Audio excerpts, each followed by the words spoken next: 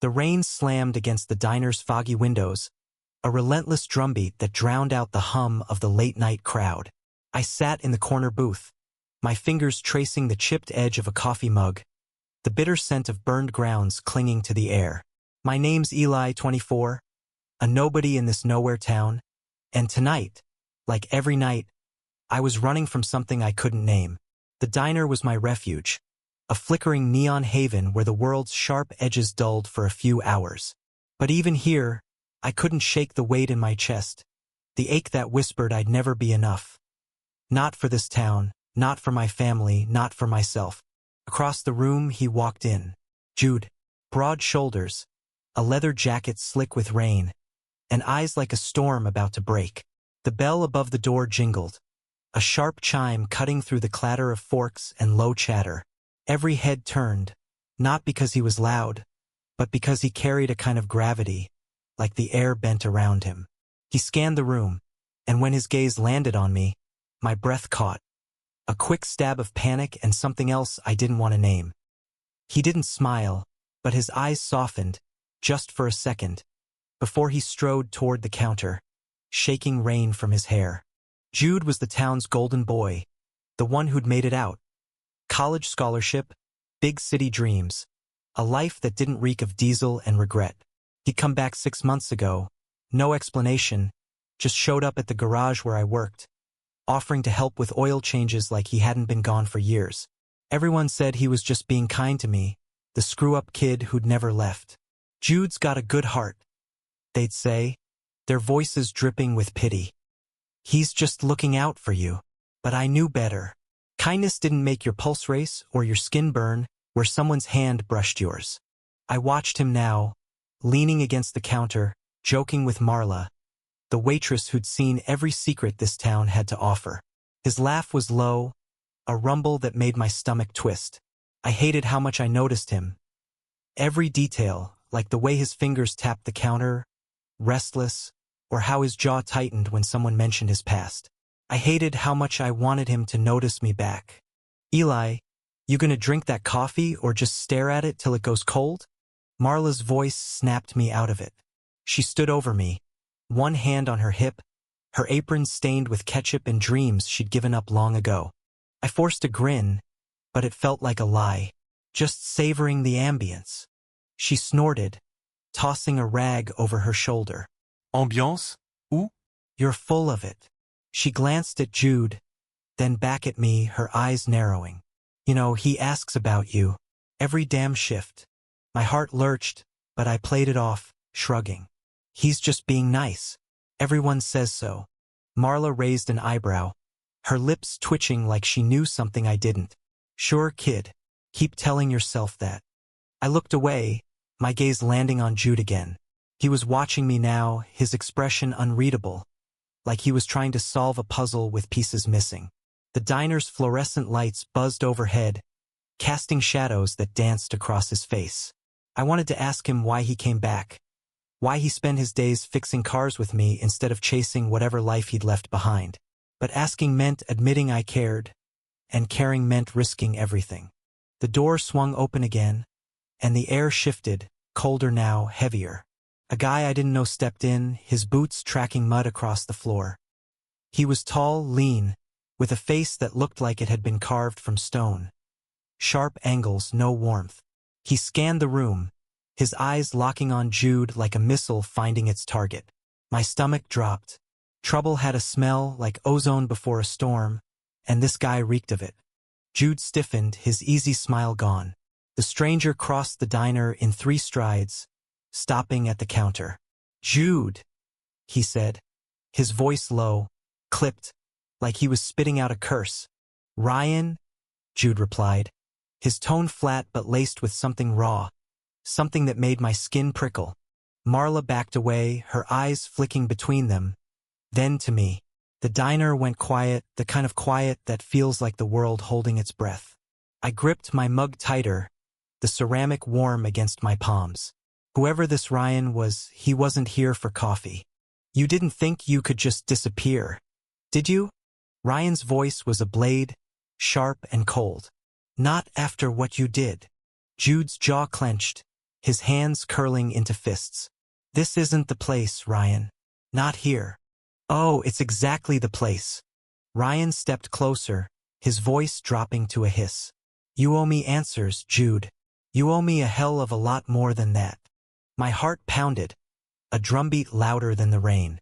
I didn't know what was happening, but I knew Jude, and the way his shoulders hunched, the way his eyes flickered with something like guilt. It wasn't just a fight. It was personal. I stood, my chair scraping against the floor, the sound jarring in the silence. Everything okay over there? My voice came out steadier than I felt. Ryan's head snapped toward me, his eyes narrowing. Who the hell are you? Eli, I said, holding his gaze, even though my legs felt like they might give out. I work with Jude. Ryan laughed, a bitter sound that made my skin crawl. Work with him? Oh, you're the charity case. The one he's babysitting. The words hit like a punch, stealing my breath. I glanced at Jude, waiting for him to say something, to deny it. But he didn't. He just stood there, his eyes locked on Ryan, his silence louder than any shout. Ryan, enough, Jude finally said, his voice low, dangerous. Leave him out of this. But Ryan wasn't done. He turned back to me, his smile cruel. You think he cares about you? He's just passing time, kid. Jude doesn't stay. He never does. The diner spun, the lights too bright, the air too thick. I wanted to run, to disappear into the rain and never come back. But Jude's hand was on my arm now, his grip firm, grounding. Eli, don't listen to him, he said, his voice softer now, meant just for me. He's lying. I wanted to believe him. God, I wanted to. But Ryan's words had burrowed deep, hooking into every doubt I'd ever had. I pulled my arm free, stepping back. I need air, I muttered, pushing past them both, the bell above the door screaming as I stumbled into the storm. The rain hit me like a slap, cold and unforgiving, soaking through my jacket in seconds.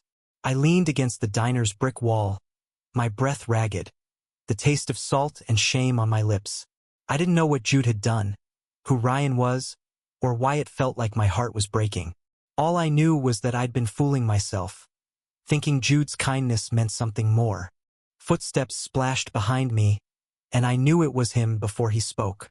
Eli, wait. Jude's voice was rough, like he'd been running through glass to get to me. I didn't turn around. Go back inside, Jude. I'm fine. You're not fine.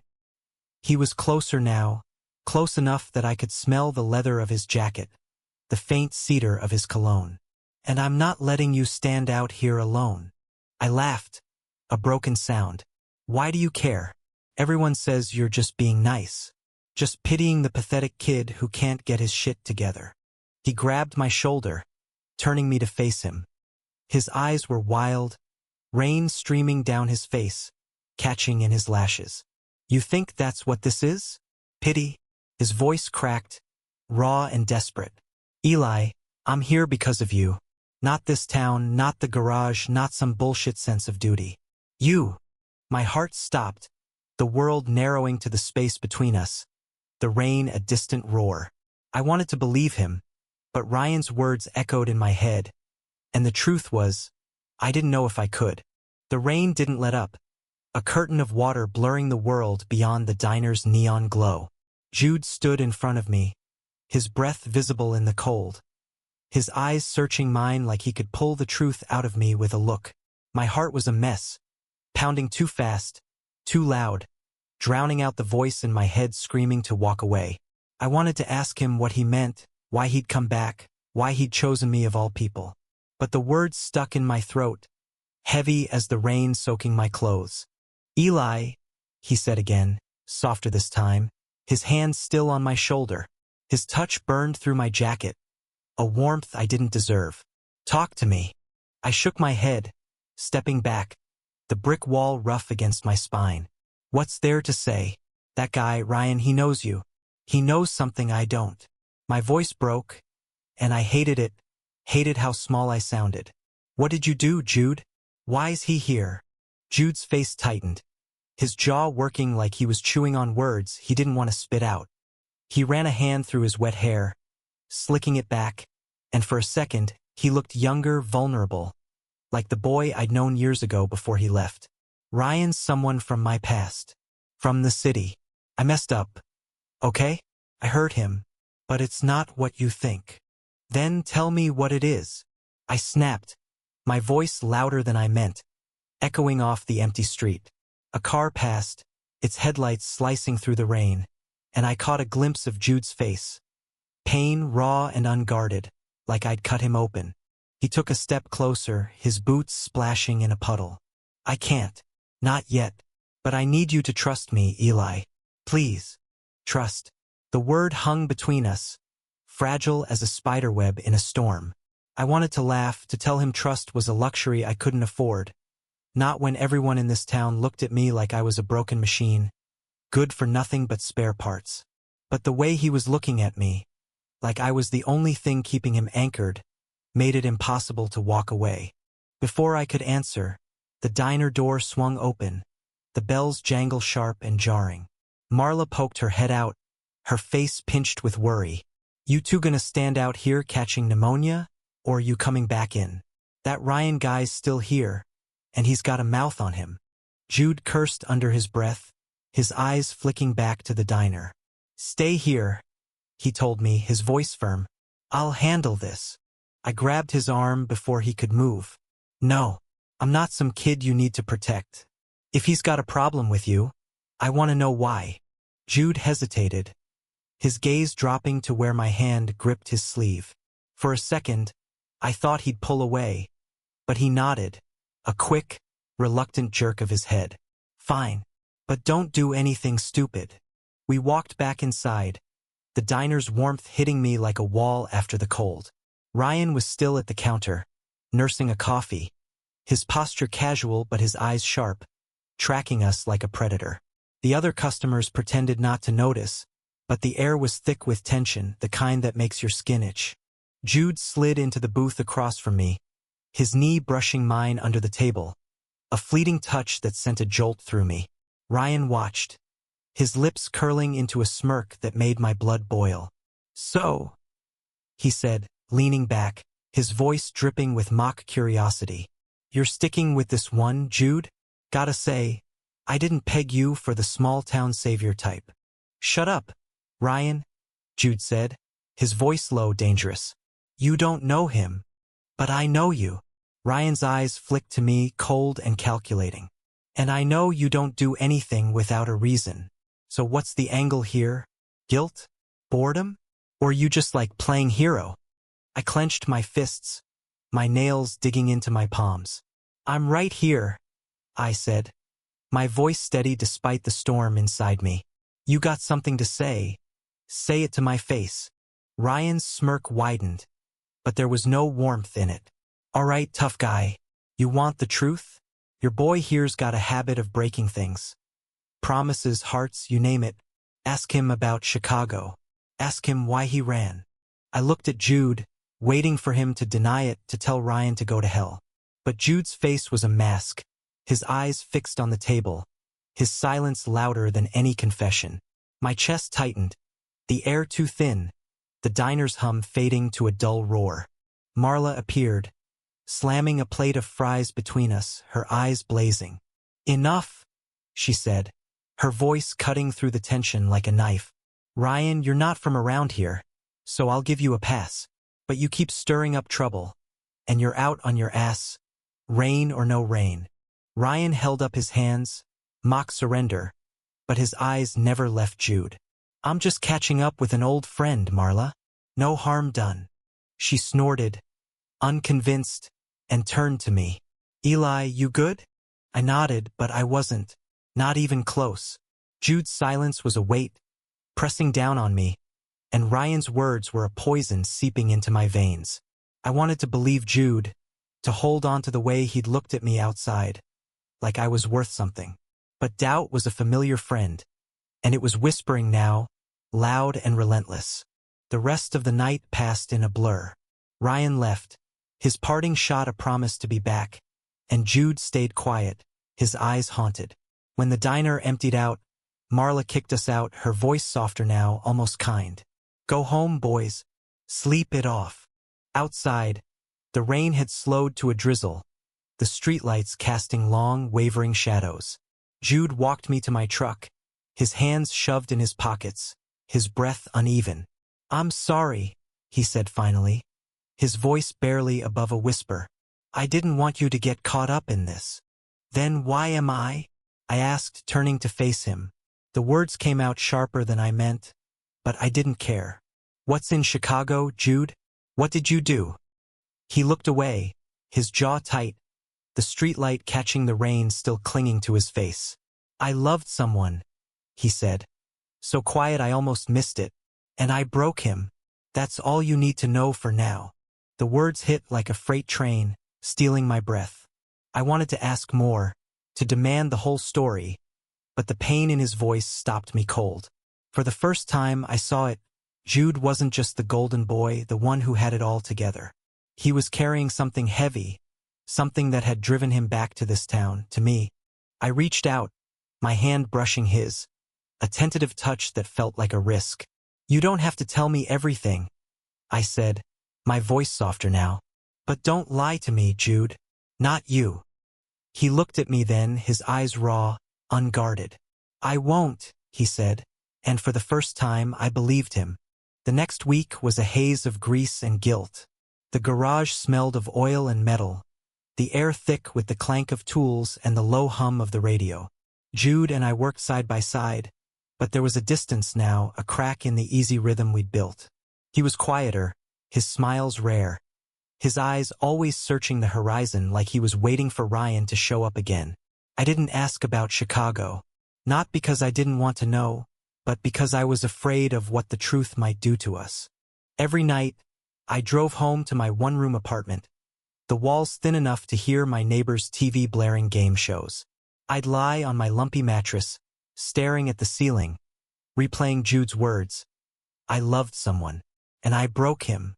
The words were a splinter in my mind, sharp and impossible to ignore. Who was he? What had Jude done? And why did it feel like I was competing with a ghost? Friday came, and the garage was slow, the kind of day where the clock ticks louder than the work. Jude was under a Chevy, his boots sticking out, the clink of his wrench steady as a heartbeat.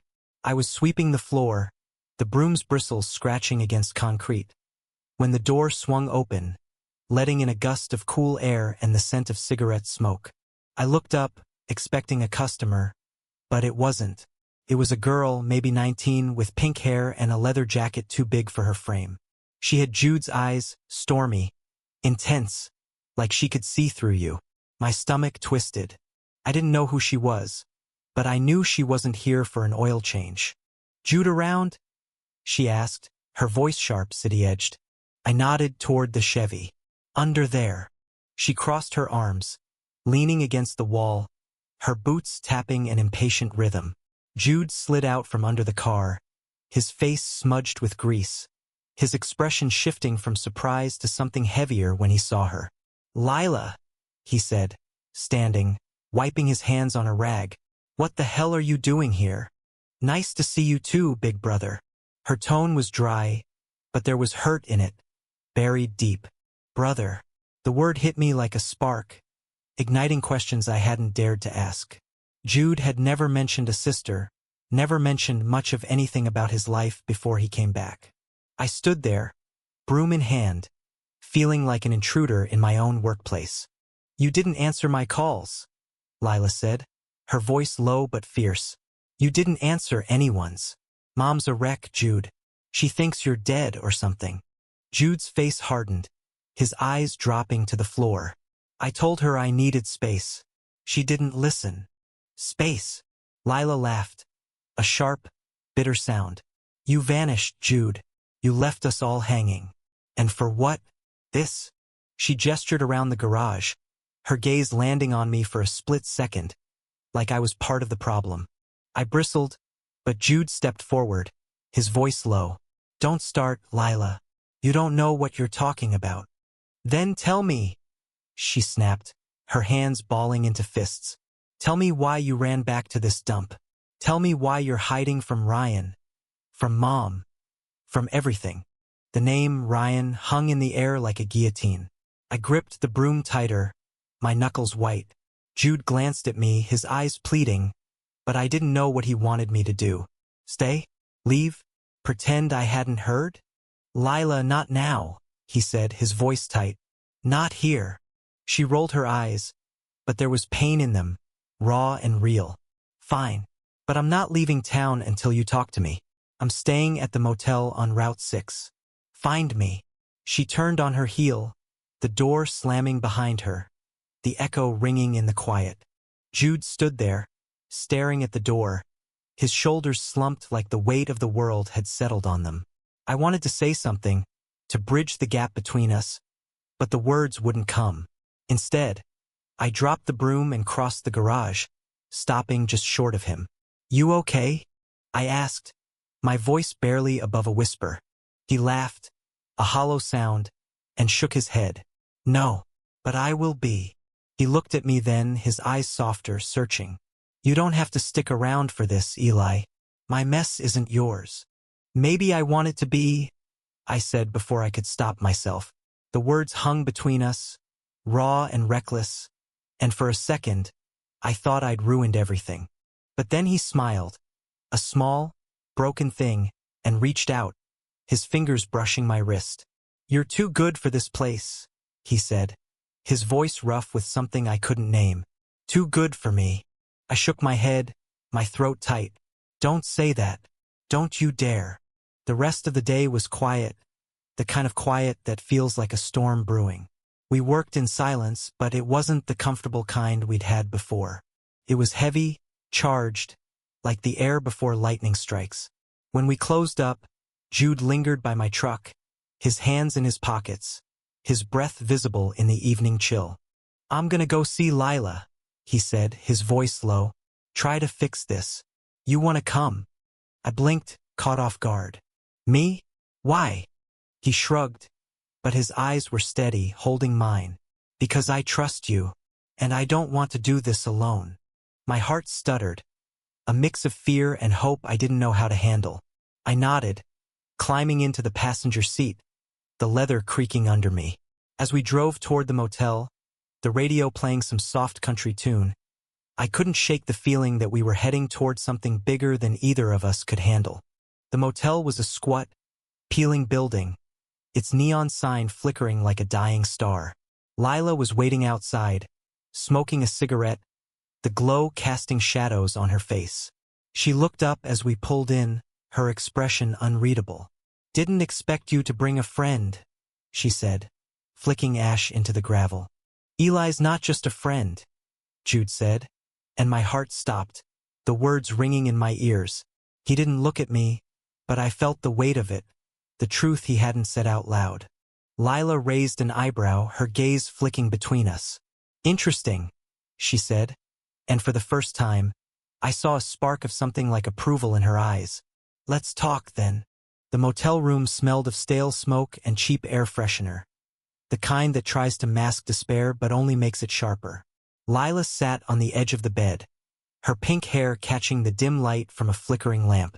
Jude leaned against the wall, his arms crossed, his face a storm of guilt and defiance. I stood by the door, my hands shoved in my pockets, feeling like I was trespassing on a history I didn't belong to.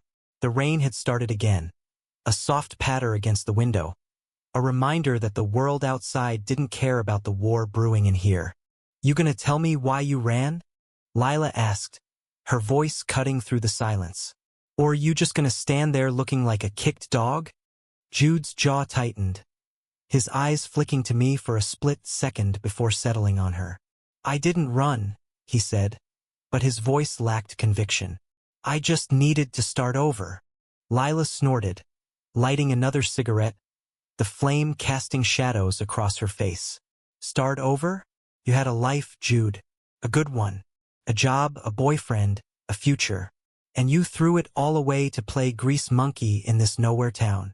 Boyfriend. The word hit me like a brick, heavy and cold. I looked at Jude, waiting for him to deny it, to say it wasn't true. But he didn't. He just stared at the floor, his shoulders hunched, like he was carrying a weight too heavy to lift. Ryan was your boyfriend? I asked, My voice quieter than I meant, barely audible over the rain. Jude's head snapped up, his eyes wide, raw. He said, the word sharp, final. Not anymore. Lila laughed, a bitter sound that made my skin crawl. Oh, that's rich.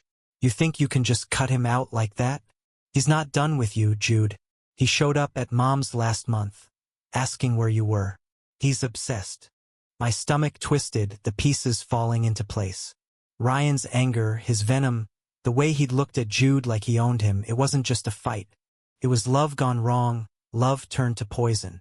I wanted to ask more, to demand the whole story, but the look on Jude's face stopped me. He was breaking, right there in front of us, and I didn't know how to hold him together. Tell me, I said, stepping closer. My voice steady despite the storm inside me. All of it.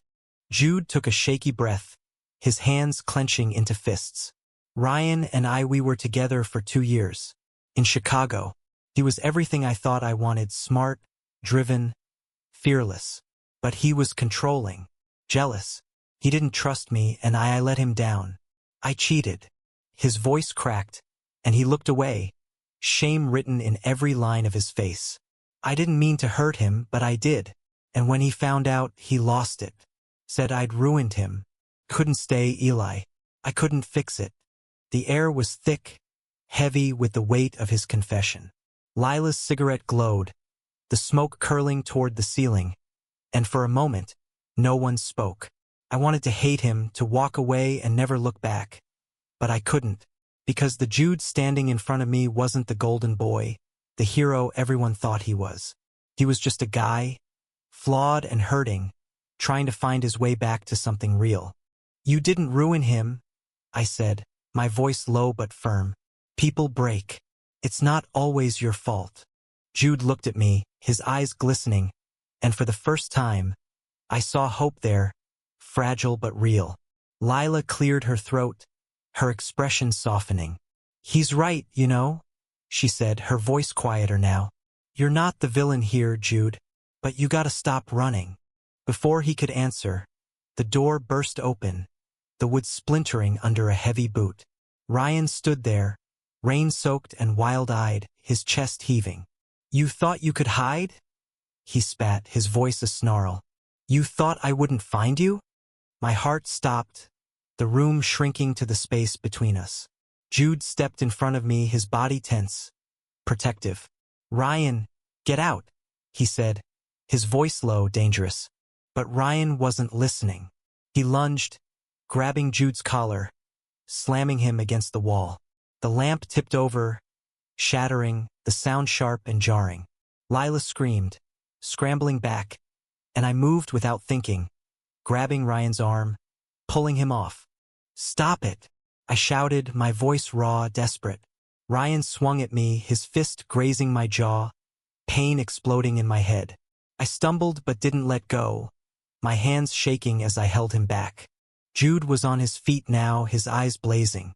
Enough, he roared, shoving Ryan hard, sending him crashing into the bed.